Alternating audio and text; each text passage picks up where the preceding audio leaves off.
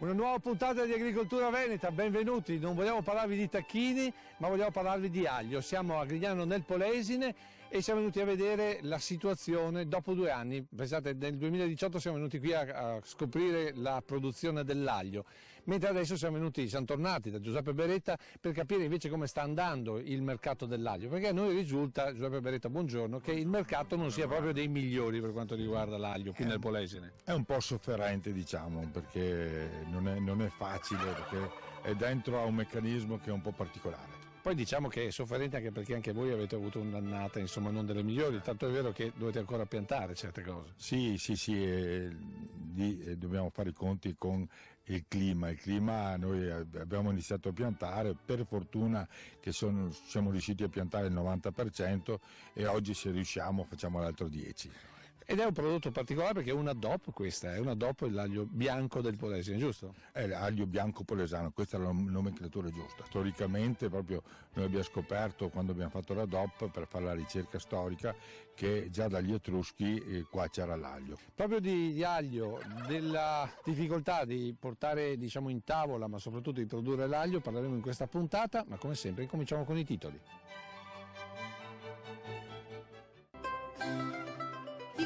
Che ha ritardato la semina e i mercati che guardano all'estero penalizzano l'aglio bianco del Polesine. Tra Cina e Spagna rischia di rimanere stritolata una delle DOP venete. La soluzione: giovani e nuovi prodotti. L'aglio, siamo veramente in mezzo al Polesine, un territorio bellissimo nella sua particolarità. Giuseppe Beretta, però noi vediamo che qui il terreno è stato preparato, lì è già stato piantumato l'aglio, più in là, la Nicoletta fa vedere adesso sulla sinistra, l'aglio invece è stato piantato a novembre.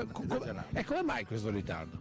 Perché il clima non ci ha permesso di entrare, una bella sera si è messo a piovere e per tutto questo tempo non siamo più riusciti a ritornare in campo in situazioni quasi ottimali come stiamo vedendo oggi.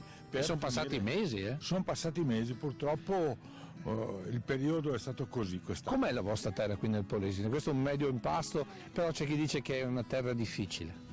Ah no, non è difficile, noi la conosciamo e conoscendola riusciamo a trattarla bene e che ci dia il massimo. Io ho circa 60 ettari e ne coltivo 120 perché altri 60 sono in affitto. Ecco, tra l'altro lei fa anche delle pratiche di sovescio, cioè bisogna voler bene alla terra perché la terra produca. Certo, perché ti ritorni questo bene, questo è un po'.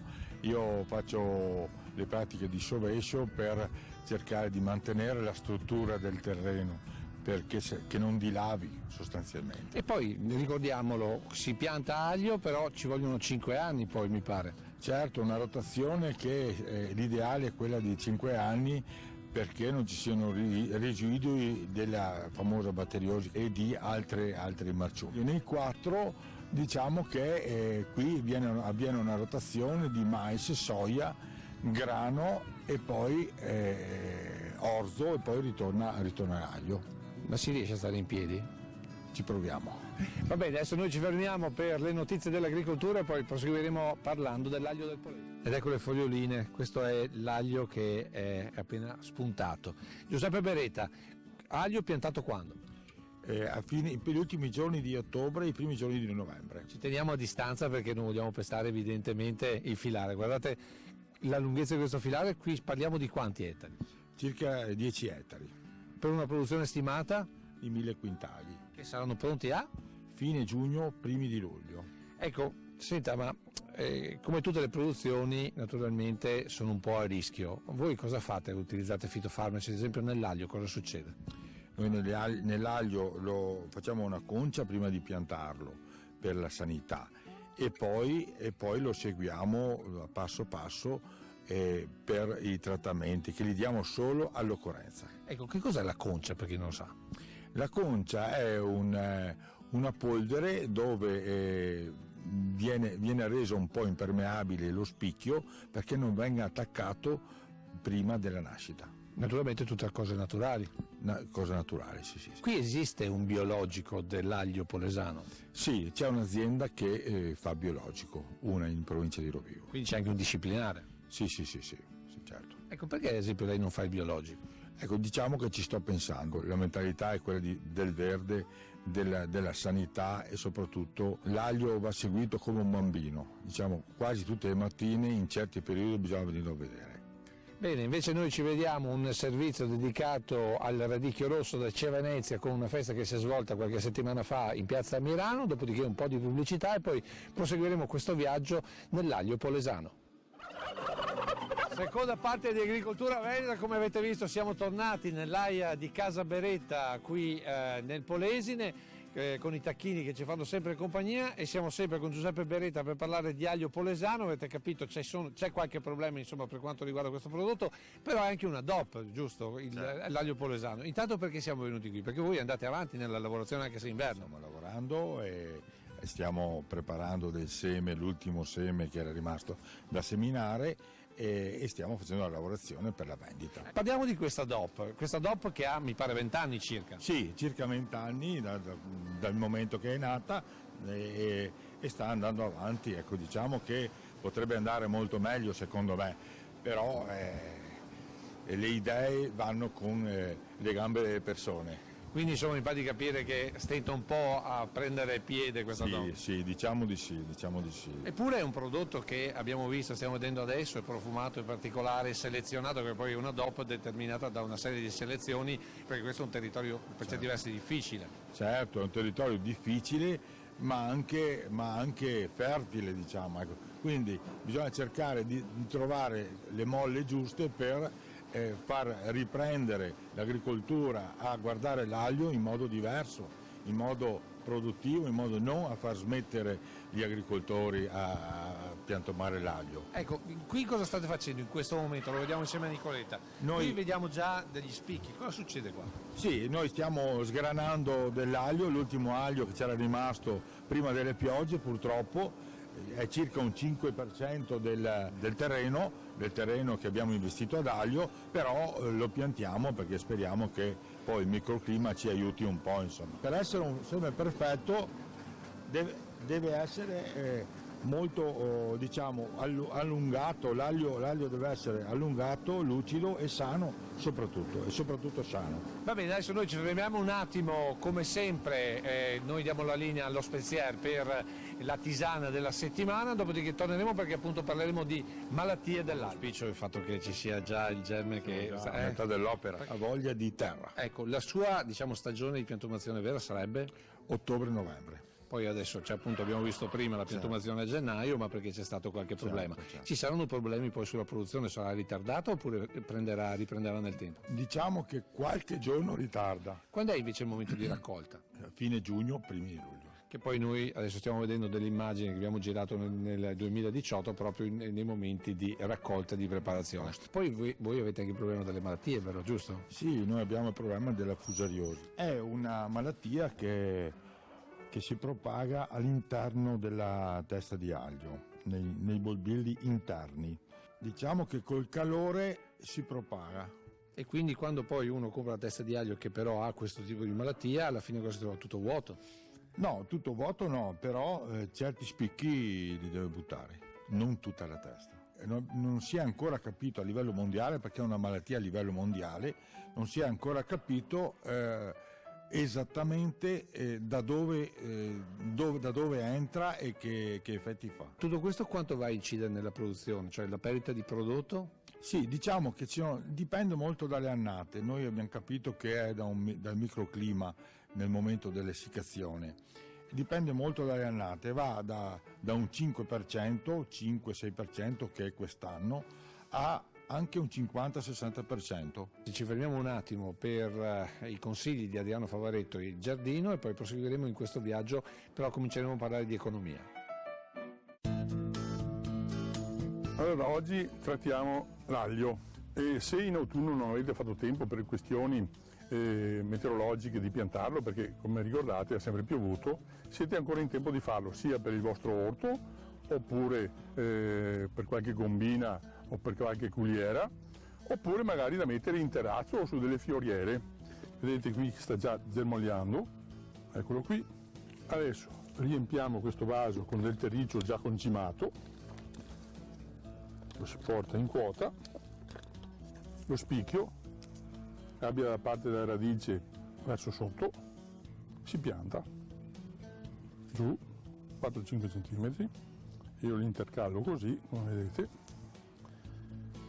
e dopo a luglio magari si vede il risultato. A fine luglio si può fare la raccolta. Ecco qua, un'altra spruzzatina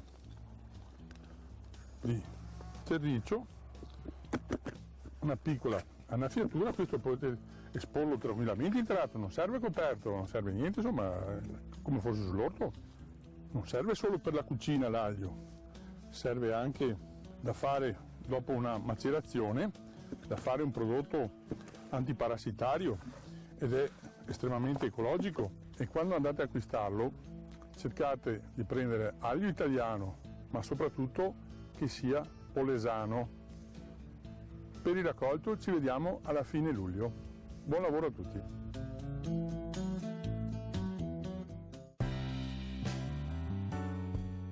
Giuseppe Beretta, parliamo di mercati. I vostri concorrenti quali sono? A livello mondiale la Cina, a livello europeo la Spagna. Ecco, io ho letto anche che avete dei problemi per quanto riguarda soprattutto l'aglio verde. Perché?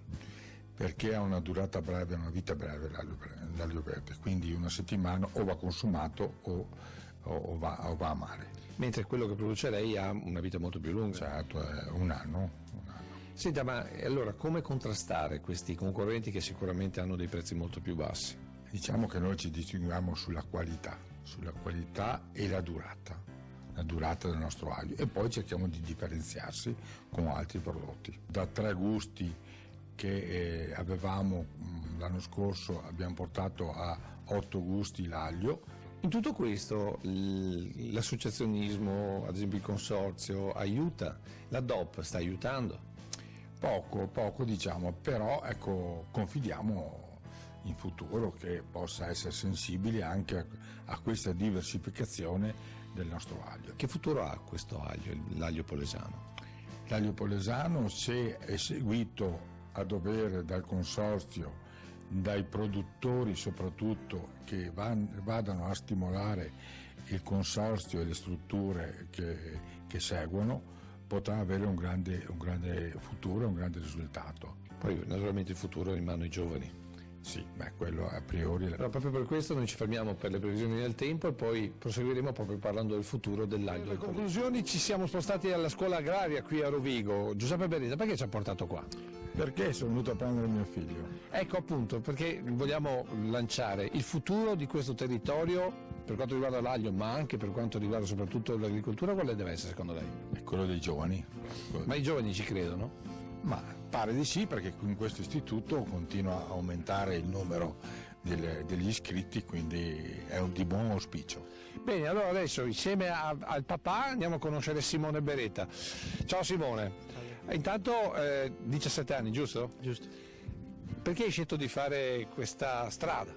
Beh, innanzitutto per la passione e per l'azienda che proviamo a portare avanti, quella di famiglia. Sì, ma il tuo futuro dove lo vedi? Sull'aglio oppure su altre produzioni o anche sull'allevamento?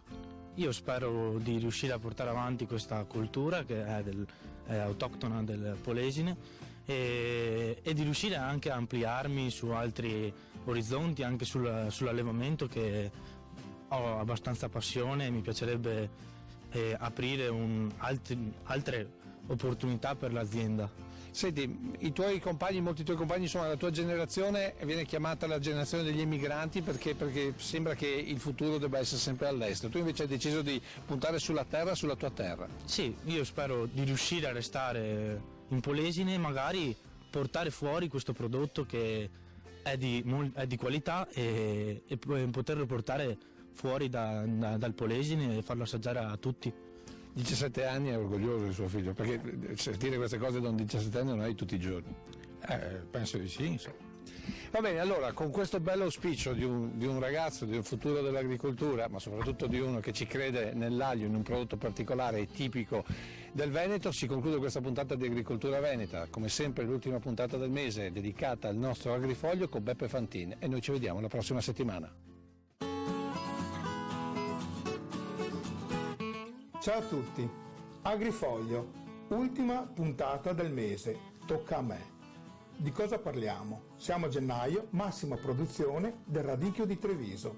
Quindi ho pensato di disegnare un mazzo di radicchio in occasione della festa di San Valentino. Lo slogan? Sii precoce e non tardivo. A San Valentino regalo un mazzo di radicchio di Treviso. Anche perché è anche un regalo doppio, perché prima di appassire si mangia. Con questo vi saluto, vi auguro un buon fine settimana e vi do appuntamento all'ultimo sabato di febbraio. Ciao!